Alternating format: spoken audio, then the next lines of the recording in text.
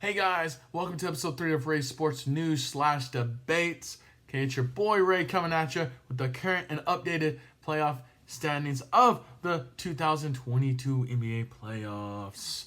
Okay, first things first, just want to thank you guys from the bottom of my heart for the likes, the views, the subs to the channels. I really do appreciate the love and support, guys. This channel is growing slowly but surely, okay, and that's all thanks to you guys and your amazing support. Like I said, it means the world to me that you guys are supporting me throughout this. But yeah, just want to thank you guys. So let's immediately get into it. Okay, we have 7 out of the 8 series that have concluded so far. Okay, we have one series. Okay, game 6. Okay, between the T-Dubs. Okay, and the Grizzlies. Okay, game 6. Okay, it's gonna be in Minnesota. Hopefully, Memphis can do their jobs, just like all these other game 6 teams did, and advance. So we have a full look at the second round in the East, and not in the East, in the West side. Okay, but okay, we had Philly win in 6 games over the Toronto Raptors. Will admit when I am wrong. I said this was a sweep. I thought Philly was just gonna win in 4. Okay, especially after they were up 3-0, I'm like, Toronto's done. You know, they're not gonna do much. But Toronto showed a little fight. They showed a little bit of backbone, and like, we're not gonna roll over for you guys. You guys are gonna have to beat us. And they won 2 straight. Put the pressure on Philly to win. But yeah, I mean, Joel played great all series. Harden played decent. He didn't play bad. He didn't play good. Scale of 1 to 10, probably a 5.5, maybe a low 6. I think he does need to shoot the ball a little bit more, as offensively gifted as he is. But yeah, so that was the first one. Okay, we had Golden State winning 5 games over the Denver Nuggets. Basically, just to put this one to bed real quick, Golden State had too much firepower.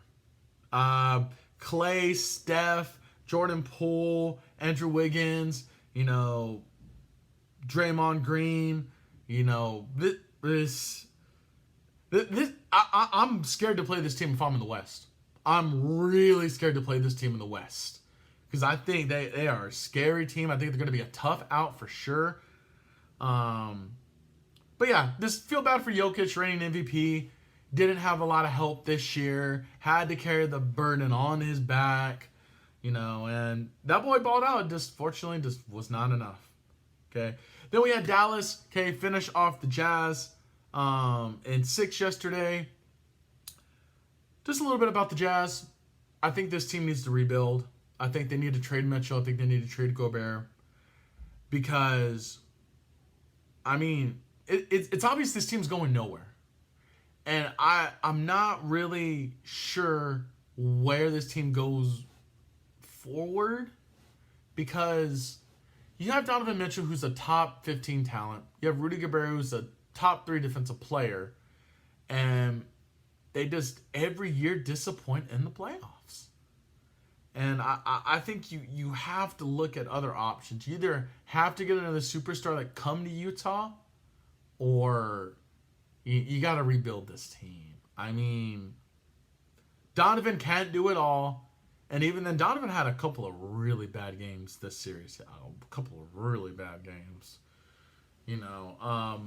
But shout out to the Mavericks. I mean, they won 2 games without Luka, and almost won 3 games. They almost won the first 3 games of the series without Luka, but went 2-1 with them. Went 2-1 without him, and super happy for Luka to get that first playoff series win. Kind of build his legacy going forward.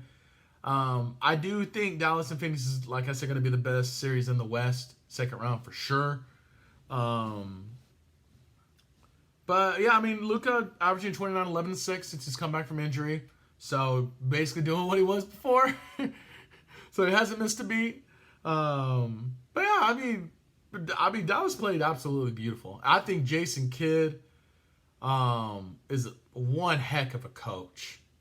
I mean, to win those games without your star player, the guy who's carried your team this whole entire season, and just maintain it, man, unbelievable. But, okay, going on to the next series, okay, probably the most shocking one out of any first round series. Boston swept Brooklyn, fam. Like, and the scores, I don't think, tell this series justice. Boston dominated Brooklyn. They dominated them in a way I didn't think you could dominate an offensively gifted team like this. I mean, there was a game where Tatum put up 38 points and KD and Kyrie in the same game combined for 32. One superstar outscored two superstars. That should not ever happen. But, I mean, you had KD who was shooting 38.5% from the field, had shooting performances of 13 of 31, 4 of 17, and he had a 6 of 11 game where he had 16 points.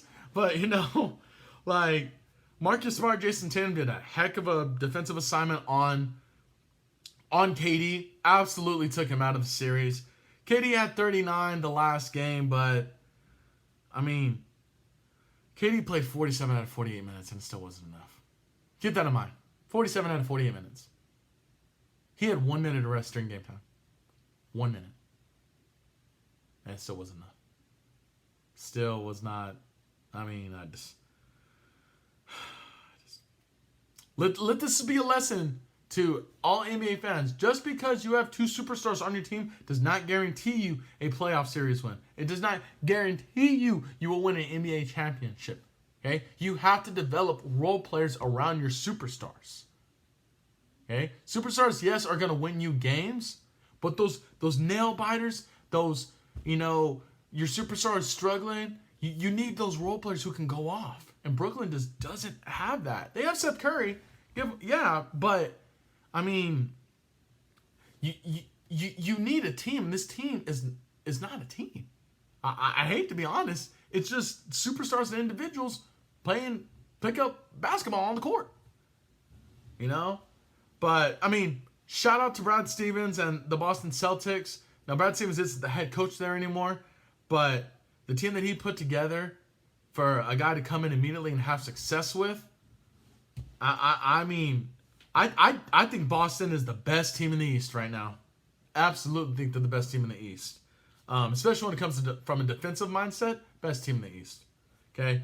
Then, we had the Miami Heat beat the Atlanta Hawks. Miami did what they were supposed to do. 1 in 5 games. Hawks managed to squeak out a game, but Trae Young played completely horrible in this whole series. 2 games under 15 points. There's a game where he was held under 10 points, 1 of 12 shooting, 8 points. And Eric Spoelstra was like, hey, Trae Young, you're not going to beat me. Your other teammates are going to have to beat us because you ain't. And even the one game the Hawks won, I don't think Trae Young was the leading scorer. Or maybe he was, but barely.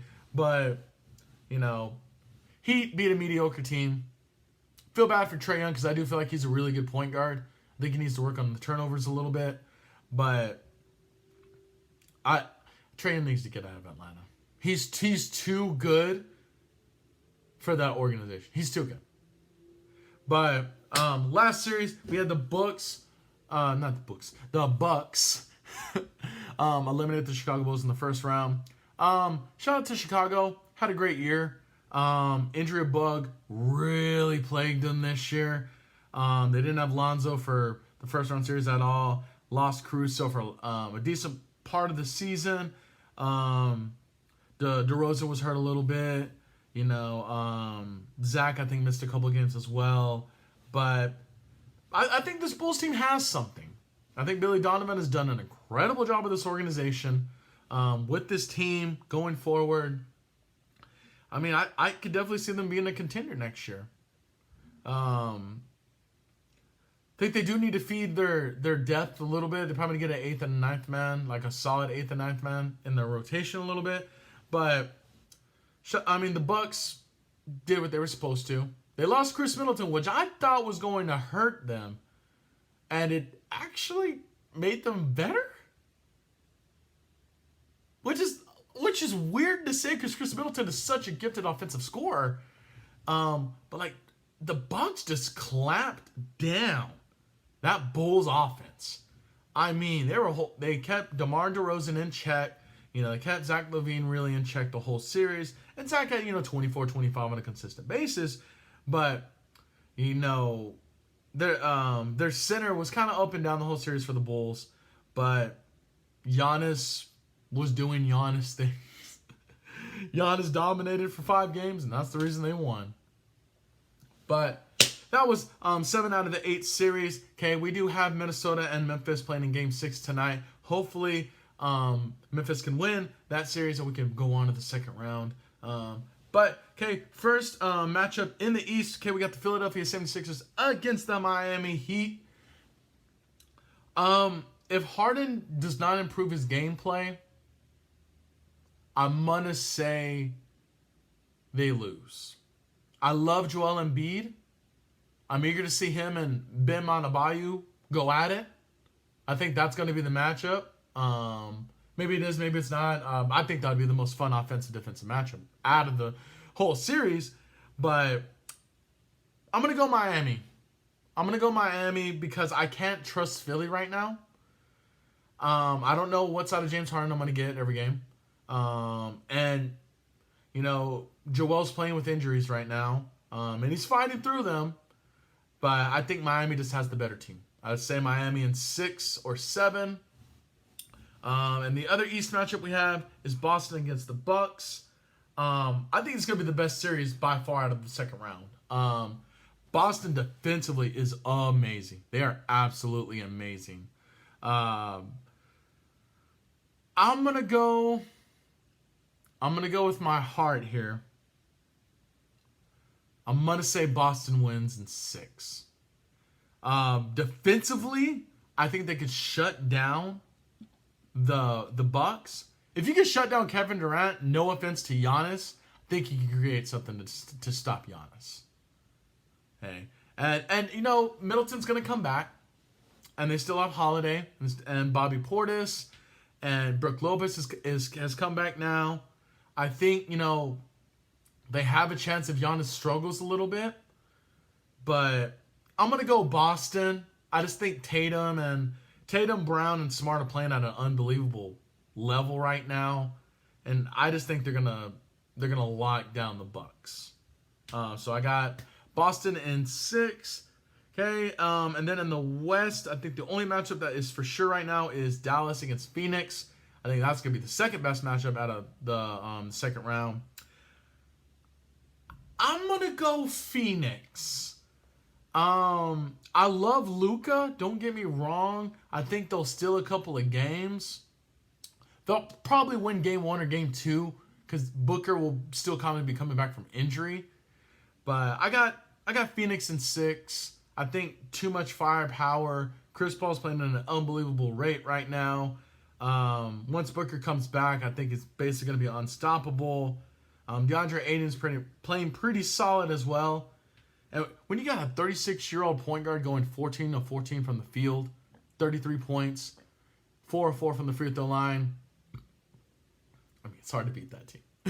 It's really hard to beat when you got Chris Paul putting up numbers like that. The only matchup we don't know is who's Golden State is going to play. They're either going to travel to Memphis or they will be hosting the T-Dubs. I think either way, Golden State wins. I think if the Timberwolves somehow manage to pull off 2 wins in a row, I think Golden State wins in 5 against the T-Dubs. And I think Golden State wins in 6 against Memphis. I like Ja.